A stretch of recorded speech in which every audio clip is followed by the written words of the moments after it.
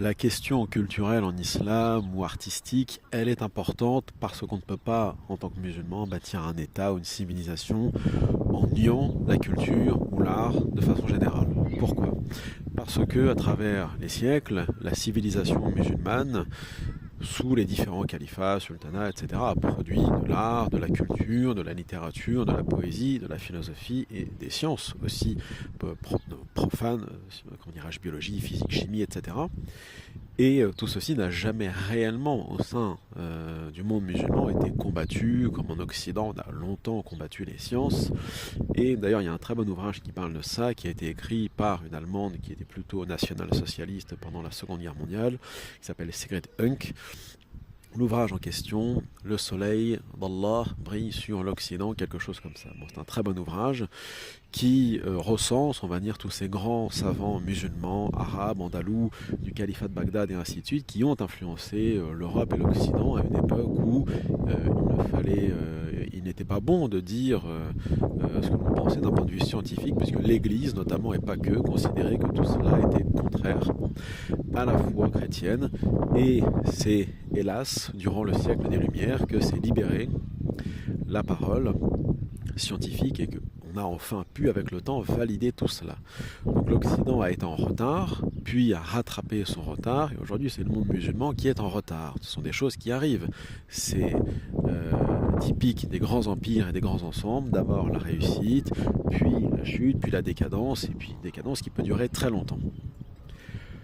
Dans le monde musulman actuel, l'art et la culture, que ce soit la musique, la littérature, la peinture, le dessin, etc., sont des arts relativement blâmés par les autorités religieuses, les ulama, que ce soit au Liban, en Algérie, partout, blâmés, critiqués. Alors les gouvernements en place, qui sont plutôt laïques, soi-disant, et soi-disant démocratiques, laissent quand même l'expression laisse quand même les artistes s'exprimer plus ou moins librement, mais de temps en temps aussi, pour faire plaisir à leurs franges religieuses, les régimes, les dictatures en place interdisent ou censurent des représentations, du théâtre, de la musique et ainsi de suite.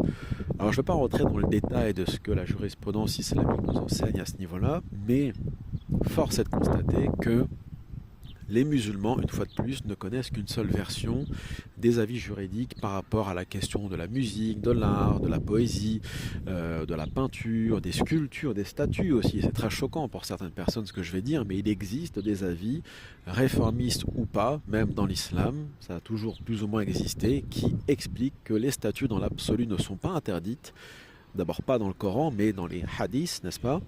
Et que les seules catégories de statues qui seraient interdites sont celles qui sont érigées en hommage à une fausse divinité ou à un tyran qu'on prendrait en idolâtrie. Bon, c'est toujours la poursuite, le combat contre le shirk, l'idolâtrie de façon générale, qui est mis en avant plus que l'interdiction simple de quelque chose. Bon, c'est-à-dire en gros l'intention qui est placée derrière et la finalité d'une représentation, qu'elle soit iconographique, une statue, peu importe.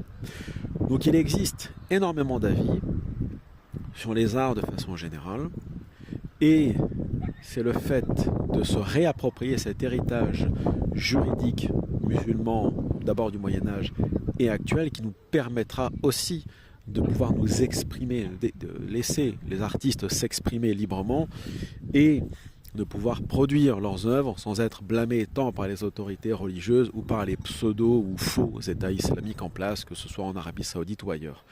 Donc à un moment donné, moi je pense qu'il est parfaitement inadmissible en 2024 qu'il y ait encore des personnes en France, dans des mosquées, qui empêchent les jeunes musulmans, ne serait-ce que par des mots, mais c'est quand même de l'empêchement, qu'on le veuille ou pas, c'est quand même une forme d'entrave, d'exprimer leur intérêt pour tel ou tel art, quel qu'il soit, et qui vont leur expliquer, toujours avec les mêmes mots habituels, que c'est haram et qu'il y a ijma' et que les hadiths vont dans le sens. Ils citent jamais le Coran, bien évidemment, et c'est bien malheureux, mais c'est aussi fait exprès. C'est ce qu'on appelle de la propagande, et c'est ce qu'on appelle aussi une vision à sens unique des textes et de l'islam de façon générale.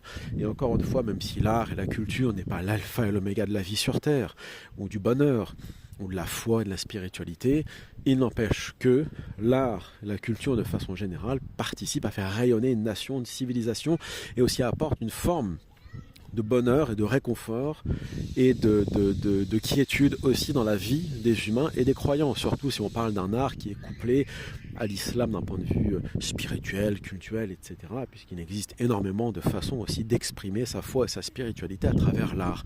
Ça peut être à travers la poésie, ça peut être à travers les peintures. En Occident, il y a énormément, ça a toujours été fait depuis le Moyen-Âge, même avant, de représentations effectivement religieuses et spirituelles pour capter l'attention en quelque sorte des croyants, des catholiques, puis après des protestants et aussi des orthodoxes. Nous, on considère que la moindre représentation iconographique est haram, illicite, puisqu'on ne pourrait pas représenter les prophètes et les compagnons, etc. Donc, ce sont des avis qu'on peut très largement critiquer et qui ont été très largement aussi critiqués à un moment donné. Encore faut-il que les musulmans sortent, non pas de leur Moyen-Âge, puisqu'au Moyen-Âge, on retrouve justement des avis juridiques qui sont bien plus ouverts d'esprit que ce que nous vivons actuellement. Nous sommes encore une fois, comme l'avait dit très justement, je ne sais pas si cette phrase est de lui, Sarkozy, en train de vivre notre Moyen-Âge après avoir vécu notre Renaissance. Nous sommes dans une situation qui est l'inverse de l'Occident. L'Occident a connu un Moyen-Âge obscurantiste et après a connu effectivement sa Renaissance avec sa science, ses arts, sa culture, etc. Nous, c'est l'inverse. On est actuellement dans le Moyen-Âge à cause du wahhabisme, à cause du chiisme politique iranien, à cause du sunnisme orthodoxe, et ainsi de suite. On n'évolue pas, il n'y a plus d'ijtihad, on revient toujours au même sujet en fait. Plus on libérera la parole, plus on réouvrira les portes de l'ijtihad, plus on pourra refaire un monde musulman moderne, puissant, fédérateur, spirituel et bien guidé.